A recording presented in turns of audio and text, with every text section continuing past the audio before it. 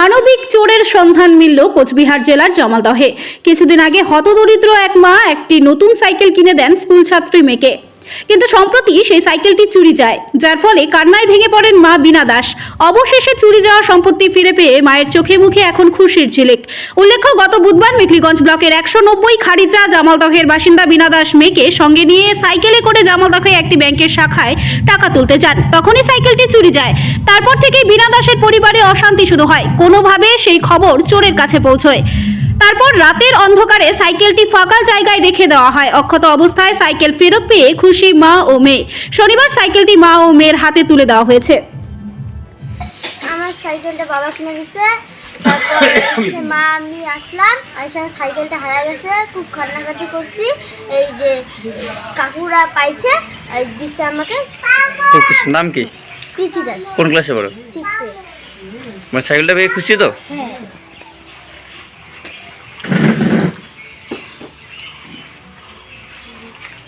দাদা চা সাইকেলটি ছিল, তাই আমি শুনলাম, পুরো কান্নাকাটি করছিলাম। তারপর সাংবাদিক আসছিল, আসার পরে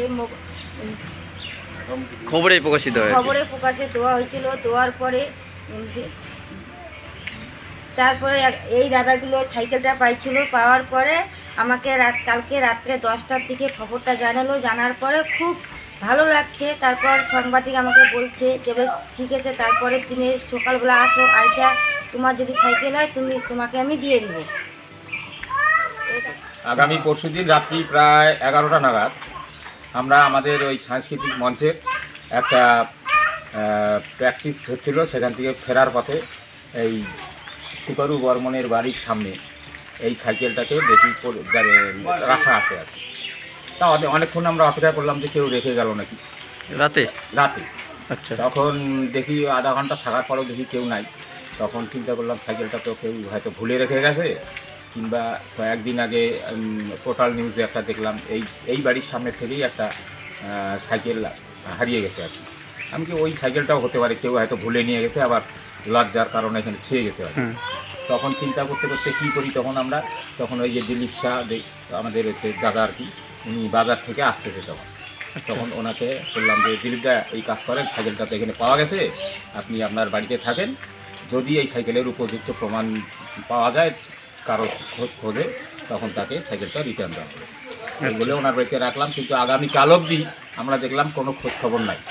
যাই হোক, আজকে আমরা এই সাইকেলের সঠিক মালিককে পেয়েছি এবং ওনার কাছে এই সাইকেলের ক্যাশ মেমো সদ্য সঠিক প্রমাণও আছে। আমরা এই সাংবাদিকের মাধ্যমে ওনার হাতে ওনার সাইকেল আমরা তুলে দিলাম। আচ্ছা, আপনার নাম? আমার নাম সুভাষ দাস, আমি ছিলাম, প্রদীপ বর্মন ছিল এবং সমিত বর্মন বলে আমরা 3 জন আসছি। রাত কটা? রাত প্রায় 11টা। আগামী বুধবার জামালদহ শাখা ব্যাংকের থেকে একটি সাইকেল হারিয়েছে এক ভদ্র মহিলার। জামালদহ টিভি নিউজ পোর্টালে, জামালদহ টিভি নিউজ পোর্টাল থেকে আমি জানতে পারলাম যে একটা ভদ্র মহিলার সাইকেল হারিয়েছে। এরপরে ফেসবুকে দেখলাম, কেমন লাগতেছে, ভদ্রমহিলা কান্নাকাটি করতেছে যে এই ব্যাপার, আমি খুব কষ্ট করে সাইকেলটা কিনেছি।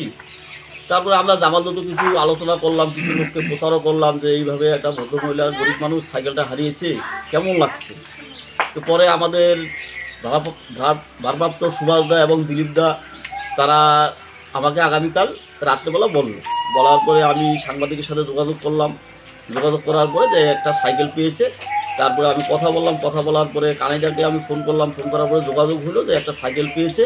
তারপর যোগাযোগ করে দেখলাম যে যেই ভদ্রমহিলার সাইকেল হারিয়েছে এবং তার প্রমাণপত্র নিয়ে সে আজকে আসছেন, এবং আসার পরে দেখলাম যে না, তারই সাইকেল, এবং তাকে আমাদের সুভাষদা আছে এবং দিলীপদা আছে, আমাদের ভারপ্রাপ্ত শচীনদা আছে। আমাকে ব্যবসা সমিতিকে জানিয়েছে, জানার পরে আমরা সবাই মিলে ব্যবসা সমিতির তরফ থেকে তার হাতে সাইকেলটা তুলে দেওয়া হলো। আপনার নাম? আমার নাম রঞ্জিত মণ্ডল, জামালদহ ব্যবসা সমিতির সভাপতি।